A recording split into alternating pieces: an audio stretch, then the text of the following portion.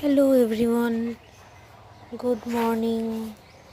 দিনটি ছিল সরস্বতী পুজোর দিন সকালবেলা।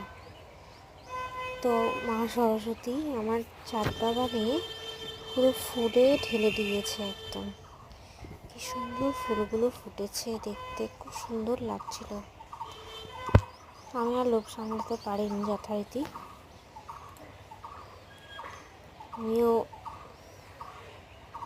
ছবি তুলে ফেললাম। শেষ পর্যন্ত এত সুন্দর ফুলগুলো দেখতে লাগছিল না,